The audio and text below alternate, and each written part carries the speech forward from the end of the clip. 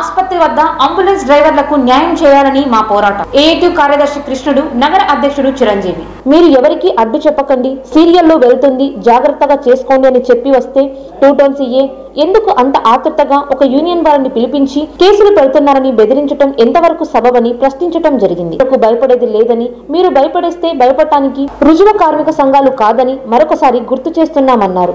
ఎంతో మంది ప్రాణాలు అర్పించి పోరాటాలతో ఆవిర్భవించిన సంఘం ఏఐటీయూసీ అని మొన్నటి రోజున ఏఐటీయూసీ సంఘం పైన, నాయకులపైన కొంతమంది నాయకులు ఆరోపణలు చేశారని, ఏఐటీసీ నాయకులు ఏఐటీయూసీ కార్మిక సంఘం పైన, నాయకులపైన లేనిపోని ఆరోపణలు చేస్తే ఈ కార్యక్రమంలో ఏఐటీసీ జిల్లా నాయకులు కృష్ణానాయక్, అంబులెన్స్ డ్రైవర్స్ యూనియన్ నాయకులు ప్రవీణ్, వీర, శిక్షావళి, రోహిత్, నవీన్, బద్రి, మార్కండేయ, గోపాల్, హరినాయక్, గంగా తదితరులు పాల్గొనడం జరిగింది. అనంతపురం నగరంలోని ప్రభుత్వ హాస్పిటల్ నందు గత కొన్ని సంవత్సరాలుగా పుట్టకూటి కోసం మరి అంబులెన్స్ డ్రైవర్ వృత్తి కొనసాగిస్తూ కొంతమంది ఇక్కడ మరి ఉన్నారు. మరి అదే అదునుగా తీసుకొని కొన్ని యూనియన్లు అయితేనేమి, కొంతమంది వ్యక్తులు అయితేనేమి మరి ఈ యూనియన్ని తప్పుదారి పట్టించే క్రమంలో మరి అదే విధంగా దీన్ని మరి ఈ యూనియన్ని భ్రష్టు పట్టించేందుకు, వాళ్ళ జీవితాలని భ్రష్టు పట్టించేందుకు చూస్తూ ఉన్నారు. చెప్తా ఉన్నాం, ఇక్కడ ఉన్నటువంటి కొంతమంది యూనియన్ నాయకులకు కొంతమందికి చెప్తా ఉన్నాం, ఖబర్దార్ మీరు ఇంకోసారి లేనిపోయిన ఆరోపణలు చేస్తే ఇక్కడ ఉన్నటువంటి యూనియన్ మరి ఏఐటీసీగా మేము ఒకటే హెచ్చరిస్తా ఉన్నాం. మీరు ఇంకోసారి ఏఐటీసీ పైన కానీ, ఇక్కడ అంబులెన్స్ డ్రైవర్ల పైన కానీ, ఏఐటీసీ యూనియన్ పైన కానీ మీరు ఎటువంటి ఆరోపణలు చేసినా కూడా బట్టలు ఊడి తీసి తంటామనేసి ఈ సందర్భంగా తెలియజేస్తా ఉన్నాం. నోరు అదుపులో పెట్టుకొని మాట్లాడాలి. నిన్న మొన్న లేక వచ్చినటువంటి మీరు మరి అనేక సంవత్సరాల్లో అనేక మంది ప్రాణ బలులతో, అనేక మంది కార్మికుల కృషితో వచ్చినటువంటి సంఘం. మరి రాజారెడ్డి అనే వ్యక్తి విద్యార్థి యువజన సంఘంలో నిరంతరకాలం పనిచేసినటువంటి వ్యక్తి. అతని పైన ఇక్కడ ఉన్నటువంటి కొంతమంది వ్యక్తులు మందు తాగుతూ, కొంతమంది వ్యక్తులు చిల్లర వ్యక్తులు మరి ఆరోపణలు చేశారు.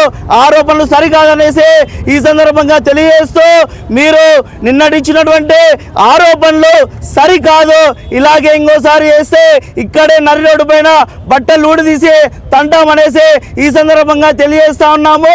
అదేవిధంగా సిఐ గారు కూడా, ఇక్కడ ఉన్నటువంటి 2 టౌన్ సిఐ గారు గత కొంత సమయంలోనే ఇక్కడ ఉన్నటువంటి అంబులెన్స్ డ్రైవర్స్ కు ఫోన్ చేశారు, కేసులు కడతామంటున్నావు.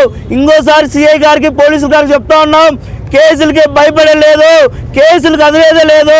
మరి ఇక్కడ అంబులెన్స్ యూనియన్కి ప్రధాన కార్యదర్శిగా పనిచేస్తున్నాను. మేము ఆ యూనియన్ వద్దనుకొని ఇక్కడికి రావడానికి అనేక కారణాలు ఉన్నాయి. అందులో మీ సమక్షంలో వాళ్ళని ప్రశ్నిస్తున్నాను, బహిర్గతం చేస్తున్నాను. మొదటగా రౌడీ షీటర్లు 16 మంది ఉన్నారంటున్నారు. 16 మంది 36 మంది వాళ్ళ యూనియన్ సభ్యులు సైన్లు చేస్తే మేము 50 కుటుంబాల మంది బతుకుతున్నాం, 100 కుటుంబాలు బతుకుతున్నామని ప్రగల్భాలు పలుకుతున్నారు. అందులో ఎంతవరకు నిజం ఉన్నాయనేది 2 టౌన్ సిఐ గారే వాళ్ళని పిలిపించి మాట్లాడి మాకు న్యాయం చేయవలసిందిగా కోరుతున్నాం. అంతేకాకుండా మొన్న రాము అనే వ్యక్తి అలియాస్ ఆశారాజు, ఆయనకి ఈ స్టాండ్కి ఏం సంబంధం ఉందో తెలియదు.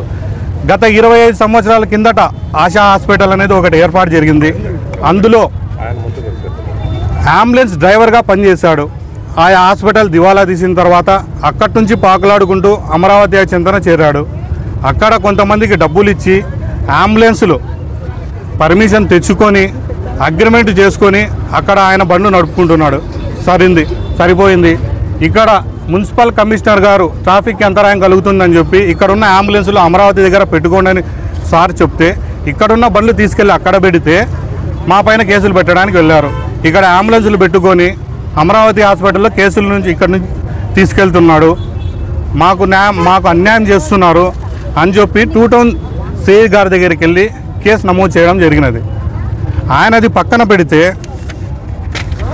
ఒక లీడర్ కుండా రాజేష్ అనే వ్యక్తి, ఆయన లోపల నుంచి ఎమ్మెల్యేలకు కమిషన్లు ఇచ్చి ఆటోల్లో కేసులు షిఫ్ట్ చేసుకొని బస్టాండుల్లో ఇలా ఆటోల్లోంచి ఆయన అంబులెన్సుల్లోకి తరలించుకొని ఎక్కువ మొత్తంలో డబ్బులు అందుకుంటున్నాడు.